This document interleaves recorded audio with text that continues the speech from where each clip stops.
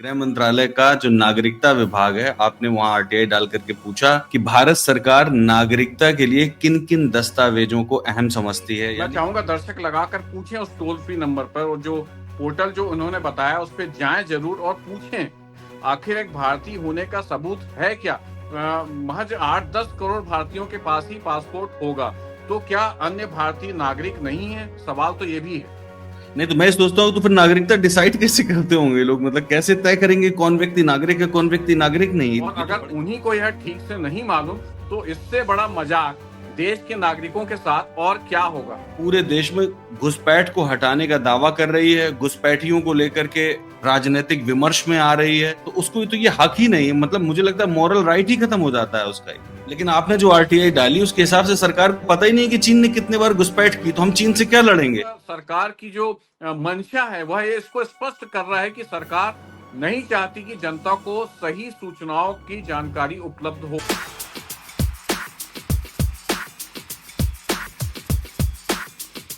सलाम नमस्कार, मैं हूं कुणाल पाठक और आप देख रहे हैं द लखनऊ पोस्ट भारत में सूचना। इस कार्यक्रम में मेरे साथ मेरे मेहमान हैं देश के जाने माने आरटीआई एक्टिविस्ट कुणाल गोपाल शुक्ला जी। नमस्कार कुणाल जी, स्वागत है आपका लखनऊ नमस्ते, पोस्ट में। सभी दर्शकों को भी मेरा सादर नमस्कार, सादर प्रणाम।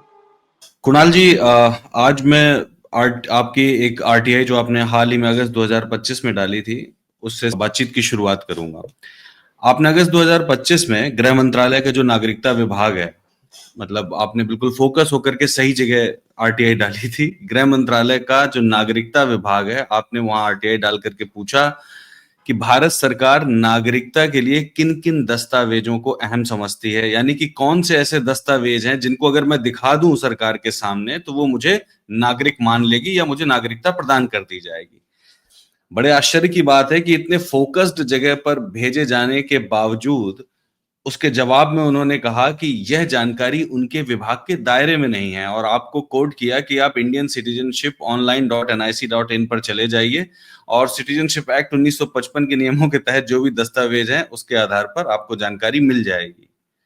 ये कैसा जवाब था? मतलब सिटीजनशिप विभाग को ही नहीं पता है, नागरिकता विभाग को ही नहीं पता है कि कौन कौन से दस्तावेज चाहिए। ये तो मजाक है कुणाल जी। बहुत ही हास्यास्पद है। और देखिए उस पोर्टल पर जब आप जाएंगे तो उसमें एक टोल फ्री नंबर दिया हुआ है। उस टोल फ्री नंबर पर आपको कई देर तक प्रतीक्षारत कराने के बाद जवाब दिया जाता है कि उनके पास जानकारी नहीं है। फिर कॉल इधर उधर ये शिफ्ट करते हैं, और हर कोई, मैं चाहूंगा दर्शक लगाकर पूछें उस टोल फ्री नंबर पर, और जो पोर्टल जो उन्होंने बताया उस पर जाएं जरूर और पूछें कि नागरिकता हम्म। के संबंधित दस्तावेज आखिरकार हैं क्या। क्या पासपोर्ट है, क्या आधार है, क्या पैन कार्ड है, क्या ड्राइविंग लाइसेंस है, आखिर एक भारतीय होने का सबूत है क्या।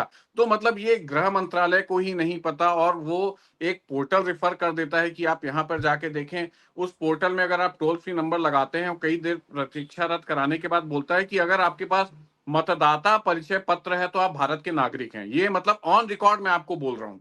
तो ये बड़ा हास्यास्पद है। इनको खुद ही को नहीं पता कि एक भारतीय नागरिक होने का केंद्र सरकार को नहीं पता कि सबूत क्या है, क्या दस्तावेज उन्होंने अधिकृत किए हैं, कौन से दस्तावेज दिखाने से भारतीय नागरिक हमको समझा जाएगा। तो और देखिए रही बात पासपोर्ट की, तो पासपोर्ट कितने लोगों के पास आखिरकार है, कितने 145 करोड़ करोड़ भारतीय हैं, उनमें से कितने भारतीयों के पास पासपोर्ट है, यह सवाल भी अहम है। मुझे लगता है कि महज 8-10 करोड़ भारतीयों के पास ही पासपोर्ट होगा, तो क्या अन्य भारतीय नागरिक नहीं है? सवाल तो ये भी है।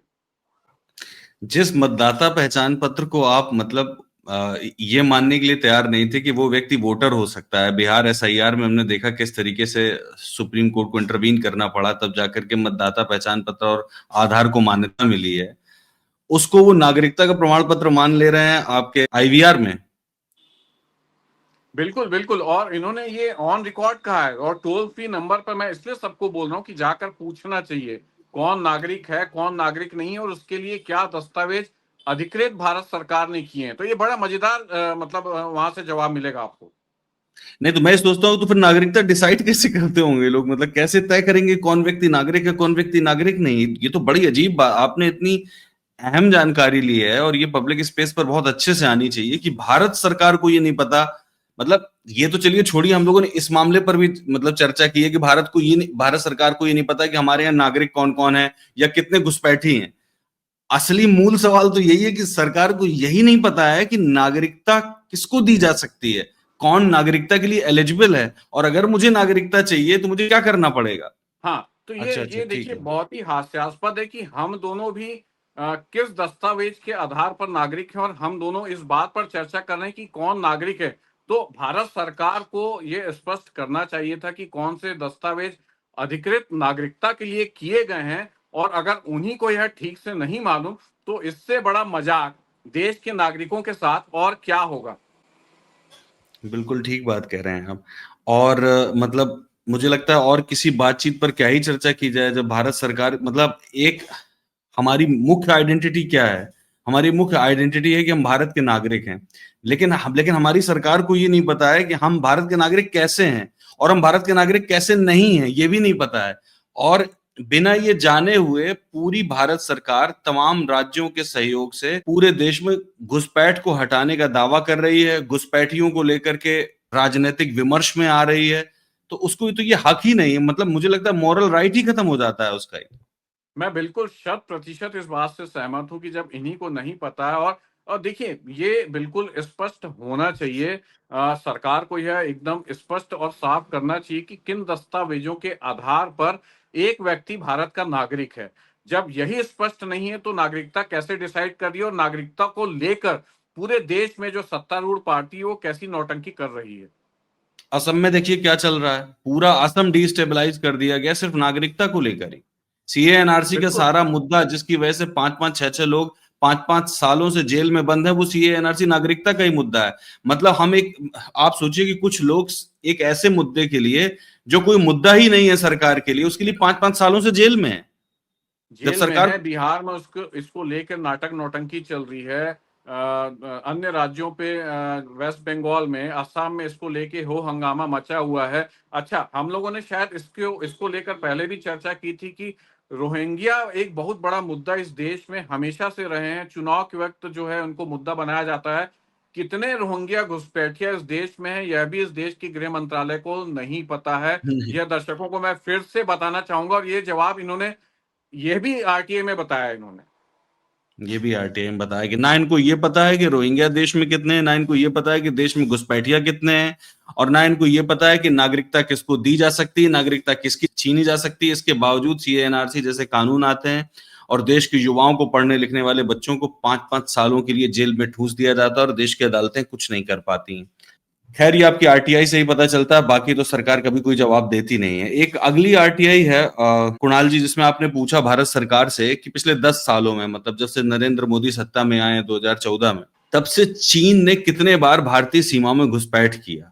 भाई, जब भी कोई देश के लोग घुसपैठ करते होंगे तो बॉर्डर में लोगों को पता चल जाता होगा। जब बॉर्डर में पता चलता होगा, इसको डॉक्यूमेंट किया जाता होगा, डॉक्यूमेंट किया जाता होगा तो डिफेंस मिनिस्ट्री में आता होगा, सरकार के पास पहुंचता होगा। लेकिन लेकिन आपने जो आरटीआई डाली उसके हिसाब से सरकार को पता ही नहीं कि चीन ने कितने बार घुसपैठ की, तो हम चीन से क्या लड़ेंगे? चीन के खिलाफ हमारी तैयारी क्या होगी जब हमको यही नहीं मालूम कि उसने कितने बार घुसपैठ की है।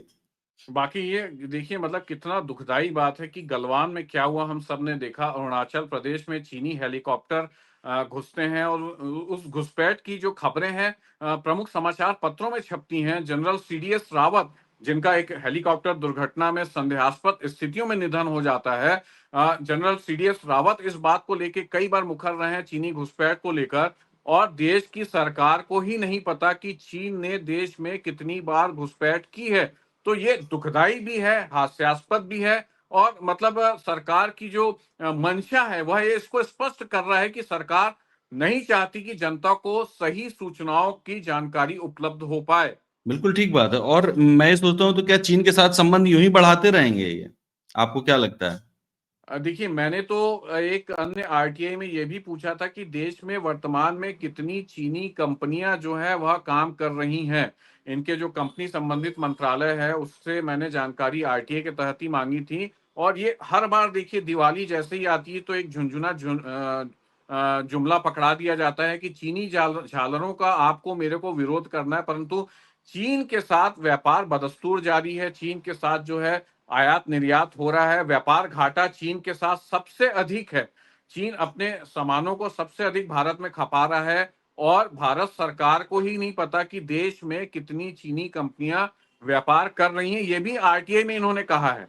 तो देखिए, ये बड़ा बताइए। हास्यास्पद है, दुखदाई है, और ये सरकार की मंशा को स्पष्ट करता है कि सरकार किस प्रकार से महत्वपूर्ण मुद्दों पे जानकारी देने से आनाकानी करती है, किस प्रकार से महत्वपूर्ण मुद्दों की जानकारी सरकार हम देश के नागरिकों से छुपाती है। और हम नागरिक कौन हैं, क्या है, सरकार को ये भी नहीं पता कि हमको नागरिकता किन दस्तावेजों के आधार पर सरकार डिसाइड करती है।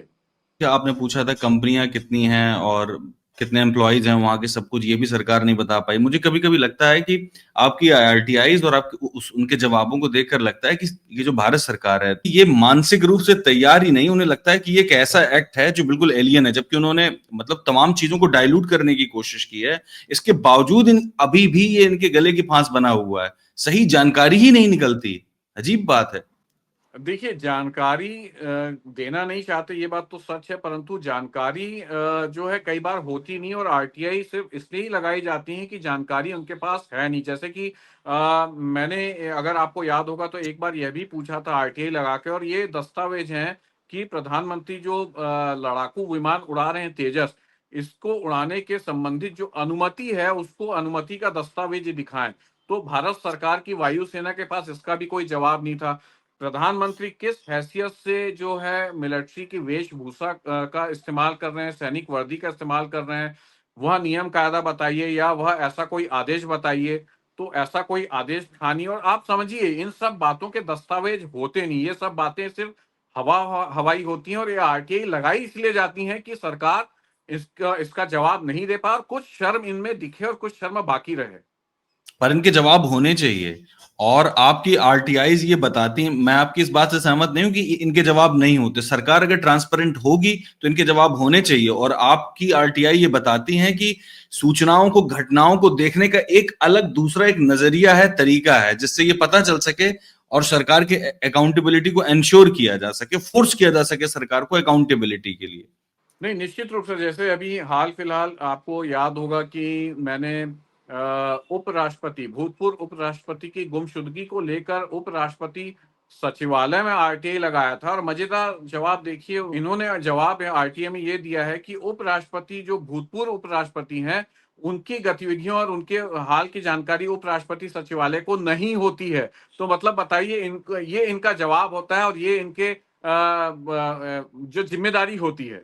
आपकी आरटीआई के जवाब देखकर मुझे ये समझ में आ रहा है कि कल के दिन आप प्रधानमंत्री के बारे में पूछें प्रधानमंत्री कार्यालय से, तो कह देंगे हम, मुझे पता नहीं प्रधानमंत्री क्या कर रहे हैं। मतलब ये अजीब नहीं, बात तो है कि ये गृह मंत्रालय आपको मैं नागरिकता की बताना जानकारी चाहूंगा नहीं कि देता। जी। ये भी तो हो चुका है। जब, अगर आप याद करें कि ये खबरें मीडिया में सुर्खियां बटोरी थी कि प्रधानमंत्री एक ऐसे व्यक्ति हैं जिन्होंने अपने पूरे कार्यकाल में एक भी दिन की छुट्टी नहीं ली है। इसको खबरें बनाई गई, फ्रंट पेज में ये खबर छपी, गोदी मीडिया ने इसको लेके 2-3 दिन तक डुगडुगी बचाई। तो मैंने पूछा, भाई, पूर्व प्रधानमंत्री जवाहरलाल नेहरू हैं, देश के प्रथम प्रधानमंत्री, उन्होंने कितनी छुट्टियां ली थी, कितने दिन उनका वो था? तो इनका जवाब आया, पूर्व प्रधानमंत्रियों का ये रिकॉर्ड नहीं रखते हैं। इनके पीएमओ का जवाब था ये। तो बताइए। सही है। जी। ठीक है कुणाल जी, आपसे चलिए, बातचीत करके बहुत बहुत अच्छा अच्छा लगा लगा। बात इट्स करके, और फिर ऑलवेज बात होती एंटरटेनिंग। रहेगी, और हम लोग अगली बार अब कुछ नई आरटीआई पर चर्चा दर्शकों से करेंगे, और जी। आप बात आरटीआई को लेकर आगे बढ़ाएंगे। जी, thank you, thank you, thank you Kunal.